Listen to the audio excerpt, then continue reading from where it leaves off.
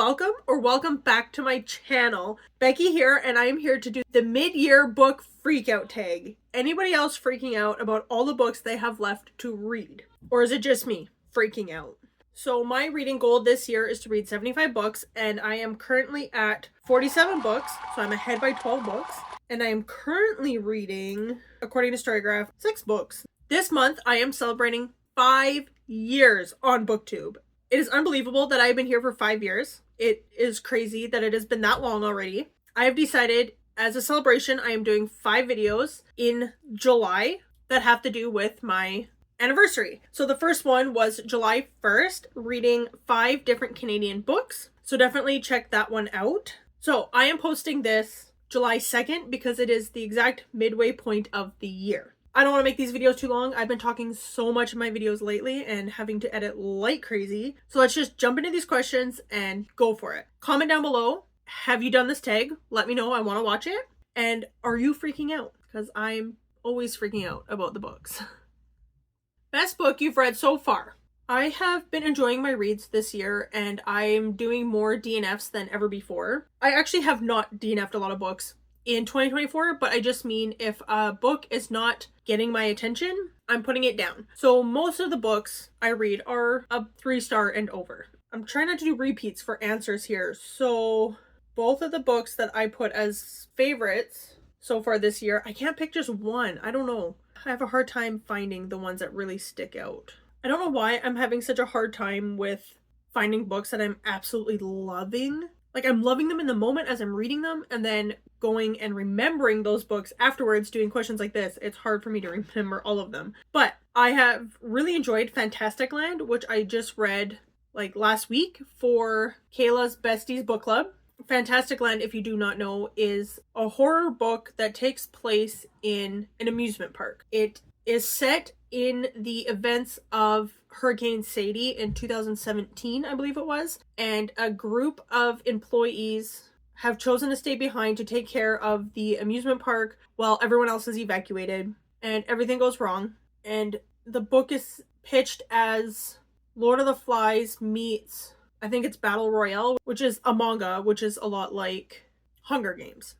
I was not expecting to enjoy it that much. It sounded interesting and that's why I chose to pick it up, but I don't typically read horror. I listened to it as an audiobook and it is told as interviews with people after the fact. You are not getting the perspective of somebody living through this event as it is happening. I really enjoyed that. It says it was narrated by 2 people, a male and a female voice, and I would have sworn that they had a different narrator for every person. So the narration was done very well. For a nonfiction book that I have read this year, I really enjoyed Send Me Into the Woods Alone, which was a Canadian book of essays on motherhood, and I just highlighted and tabbed so much in that, and I related to so much of what she had to say, and almost every essay was really good. And there was a couple that they weren't bad, but I didn't relate to them as much, but they were still really good, and you could get some really good discussion out of this book. And I would highly recommend if you are interested in nonfiction essays about motherhood, and they're all written by one person. Best sequel you've read so far? I don't read a ton of sequels, but at the very beginning of the year, like first book of the year, was A Very Merry Bromance, which is the 4th book in the Bromance book series. And I just really love that series. It's fun. And this was the Christmas one, obviously. I also read A Breath of Snow and Ashes, which is the 6th book in the Outlander series. I am rereading those as audiobooks. So I already know I enjoy them. I've read the first 8 and want to get to the 9th one this year. So I just really enjoy those books. Each book could be divided into like 4 books. So much happens. I can't tell you exactly what happened in A Breath of Snow and Ashes, but I know I enjoyed the Outlander series as a whole. And this year I read the Red Rising trilogy for my husband's birthday and have a whole vlog about reading it. And my favorite one in that happened to be the last one, Morning Star. I really enjoyed that one. A new release you haven't read yet but want to. So I have Funny Story by Emily Henry on my list, as well as The Paradise Problem by Christina Lauren. So I'm really looking forward to reading those 2. Question number 4 is the most anticipated release for the second half of the year. I don't follow anticipated releases. I never know what they are until people like Kayla from Books and Lala post their books that sound interesting videos. And occasionally I go on to the chapter's website and they have a rewards program, of course. and it's called Plum Points. And they always have a list of anticipated releases, and usually when you buy those books, you get 500 bonus plum points for every anticipated release that comes out. So I thought I would come on here and just look it up really quick. We're not going to go into depth with it, of course, and I'm not screen recording so you can see it, but I'll pop up any pictures, of course, of the books that I'm interested in. But we'll just see. The first one I am seeing is The Fiancé Dilemma by Elena Aramas, New York Times bestselling author of The Spanish Love Deception, which I have not read. And this one comes out July 30th of this year. And the reason why it caught my attention is the pretty cover. It's like the pinkish purple cover. And this summer is my summer of romance. So the romance covers have been catching my eye. This sounds like it is not quite fake dating. One step further, it's a fake engagement. Our main character, Josie, has had 4 failed engagements, and her no longer absentee father decides to announce his retirement with a splashy magazine piece. Apparently he's pretty influential. And Josie learns that her romantic history isn't great PR for the family. Matthew Flanagan is in the mud. He's lost his job, and after taking a wrong turn on his way to Green Oak, North Carolina, his car is stuck. He grabs his duffel bag and essentials and goes in search of a place to crash. Instead, he stumbles upon his best friend's sister, Josie, greeting him as her fiancé. What starts as a big misunderstanding quickly turns into a fake engagement. So, that one sounds like it could be interesting. I'm usually pretty easily entertained by romance books. I have on my list the new Hunger Games novel. Anyone else excited?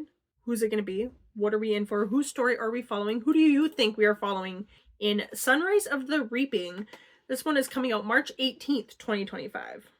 A new Dogman is coming out for all of those who themselves maybe like Dogman, or who have kids who love Dogman like I do. It always comes out just in time for Christmas. So that is December 3rd.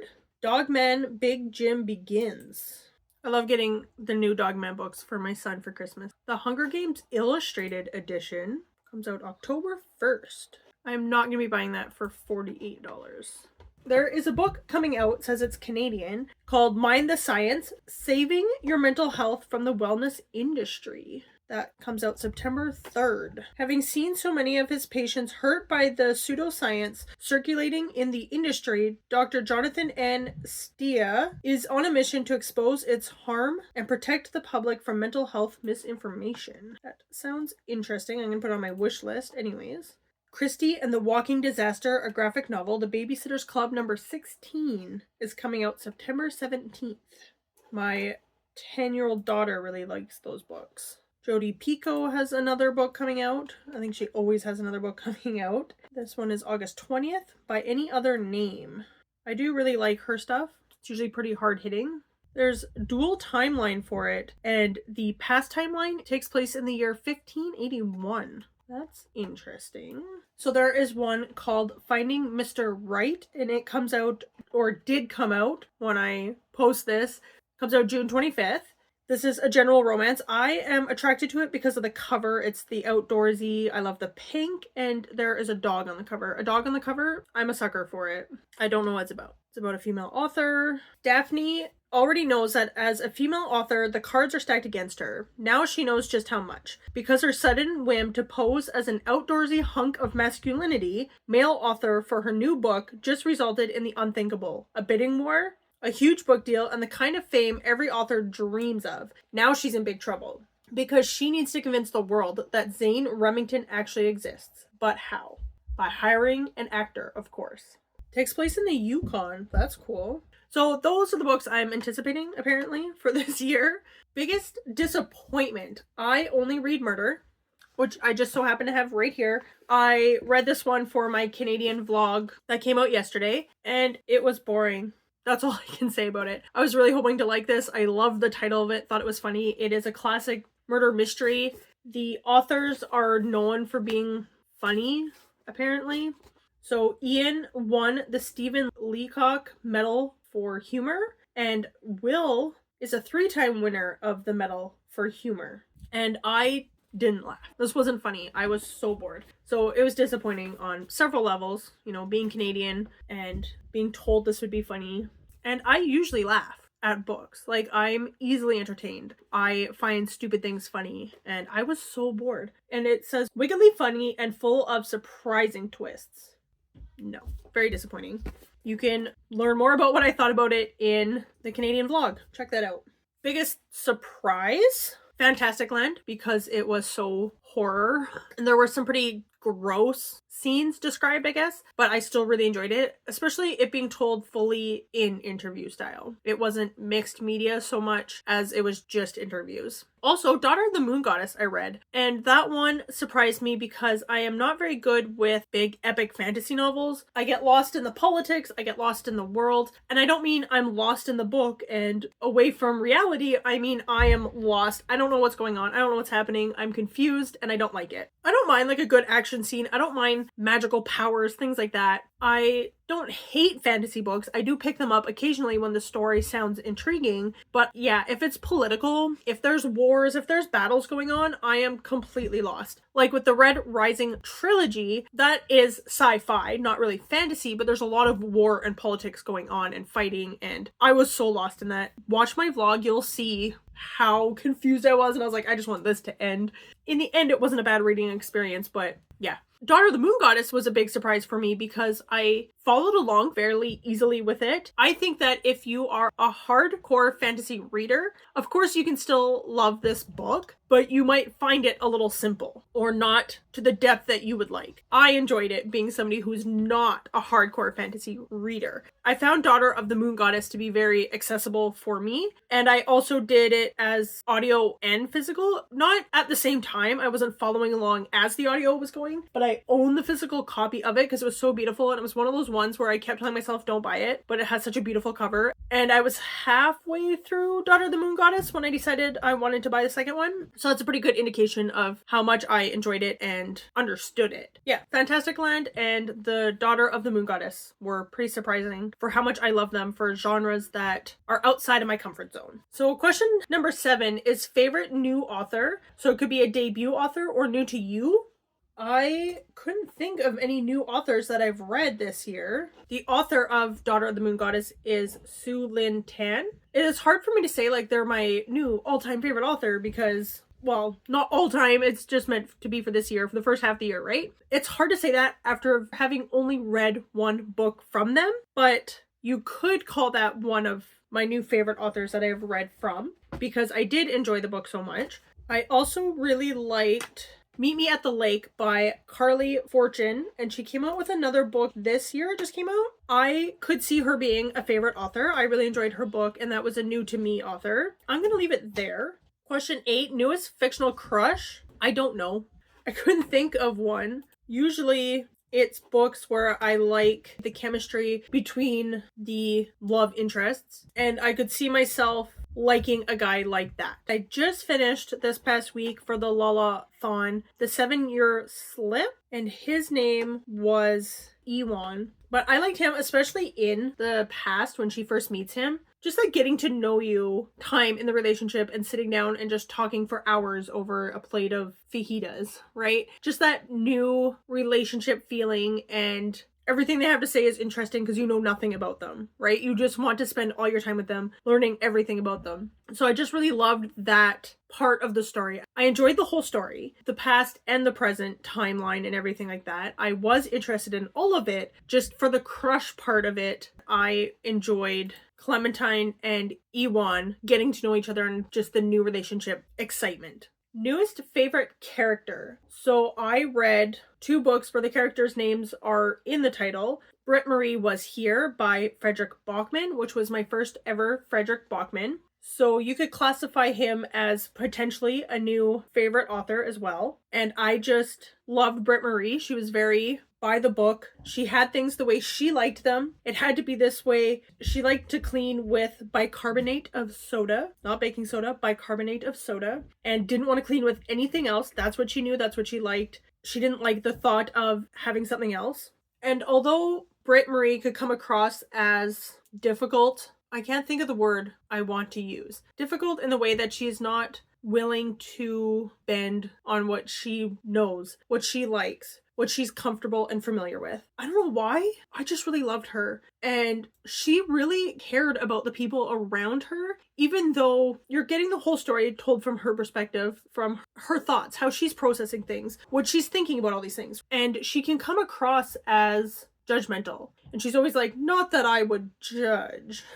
She's saying this to herself. She's not saying it out loud, but she's like, not that I'm judging, but this person, blah, blah, blah. You really feel like, yeah, okay, maybe they're on a level she is judging, but she really believes what she's saying about not judging them. It's more like she's making an observation that is true, but maybe you're judging the motives or whatever behind it, or why this person looks this way or talks this way or acts this way. The way she sees them talking, acting, behaving, the way they're dressed, whatever, they are that. But her judgment comes in on kind of why she thinks they're doing that. Or like if you come in and you're all disheveled and not looking good, she's assuming you don't look good because you're lazy, for instance. And she's not really stopping to think like maybe you had a bad day or things have been really hectic or whatever. But she believes that she's not being like this judgmental person. And she's still caring and kind and respectful of these people despite what she may think of them. And then my other favorite character was Vera Wong. I read this for the Literally Dead book club, and this was Vera Wong's unsolicited advice for murderers. Vera Wong owns a tea shop, and one morning she comes downstairs. She lives above the tea shop. She comes downstairs. There's a dead guy in the middle of her floor. She calls the cops to investigate it, obviously, and they think he just died, like, I don't know, had a heart attack or something, and stumbled through her glass door and died. And she's like, no, this is a murder. And she goes to solve the murder. And she gets all her suspects together and everything and starts pointing fingers. And she's just very much this nosy person who's going to get the answers, doesn't care what you think, she's going to do what she wants to do, and in your business kind of thing.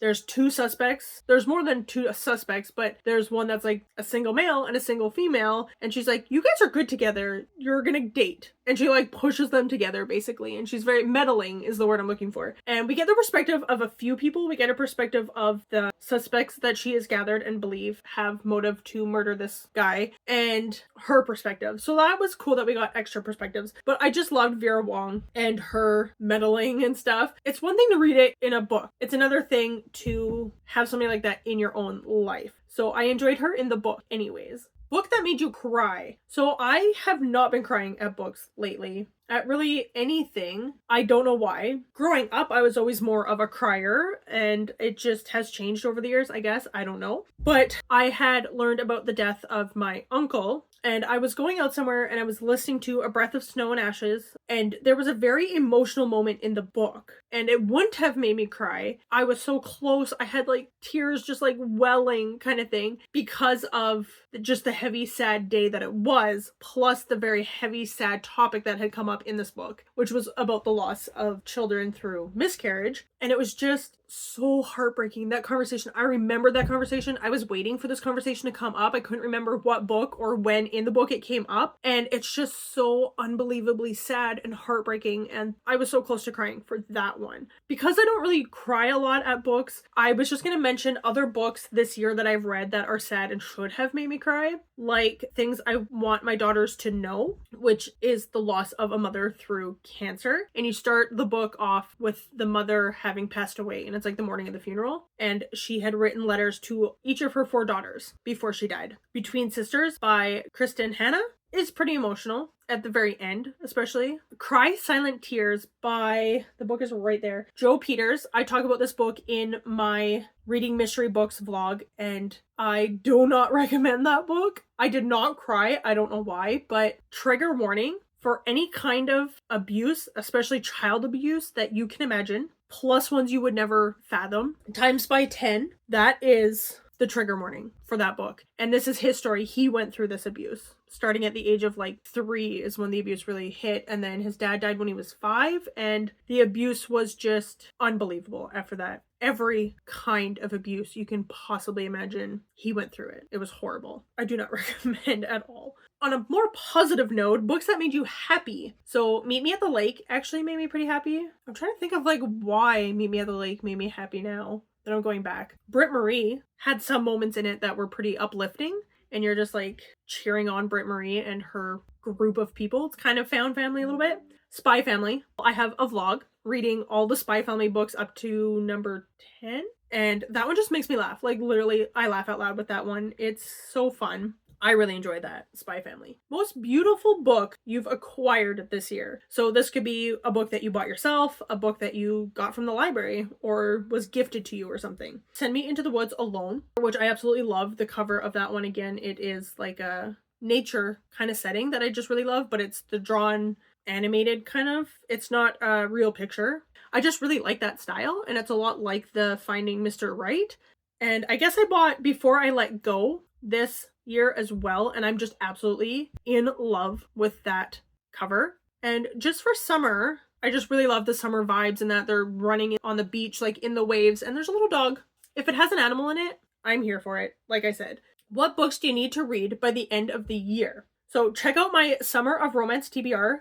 I'm claiming it. It is the Summer of Romance. I'm so excited for all the romantic reads. Watch that video. You'll see all the books that I have planned to read that are romance. I want to finish reading the Outlander series, so I still have books 7, 8, and then 9 to read this year. And at like 45 plus hours an audiobook, it's a lot to fit in. The Telling, I am doing a series. It's gonna have big gaps in between when I post them, but it is reading Christian books and secular books that have something similar about the plot, about the synopsis, and kind of like pitting them against each other and like who did it better. And I am doing one about solving your own murders. So I read My Murder this year, and I need to read what's called The Telling, and that one is like a suspense thriller murder mystery. And then a whole bunch of nonfiction I really need to get to, including Taking Charge of ADHD, which is about parenting children with ADHD, and Soul Care, which is a Christian book, and a million other books. And the last question that has been added to this is favorite bookish community member. So there's so many of them. I think I'm going to do like a 2-week vlog where I just watch booktubers under a certain subscriber count and see what they like and read their books kind of thing. But, you know, everyone loves Gavin, right? Gavin reads it all. And Kayla from Books and Lala, I feel like those two and a few others here are like obvious ones that most people enjoy. They're the bigger YouTubers. And I will tag them down below, all the people that I list here. Go check out their channels. Go check out their content. Look for the smaller booktubers as well. They're amazing and talented, and they just need people to watch them, right? So Gavin from Gavin Reads It All, Kayla from Books and Lala, Ashley from Bookish Realm, Katie Colson from Katie Colson, Sid from Sid Bookworm, Bonnie from Books with Bonnie, Bree, The Locked Booktician, Taylor from Made Between the Pages, Lexi from Alexandria Roslyn, Jessie from Jessie on YouTube. I really appreciate Ashley from Bookish Realm and Jessie on BookTube, their discussion videos. Jen Agaton, Heather from Bookables, Murphy Napier from Murphy Napier, Olivia from Stories for Coffee, Jenna Nee from This Story Ain't Over. Those are the ones I've written down. Thank you so much for being here and listening to me freak out about all the books I've read, all the books I need to read. Every year, that's always the challenge. For being part of my 5 vlogs of my anniversary celebration. I'm so excited. And again, comment down below if you have done this, or answer the questions along in the comments down below if you haven't done a video and don't want to do a video. Let's talk. Let's keep the conversation going. Happy July, everybody. Happy mid-year now. We're halfway through 2024. I hope it's going well for you. If it's not, I hope it goes better for you. And I will see you later this month with more vlogs and videos. Please like, comment, subscribe, and I will see you next time. Bye!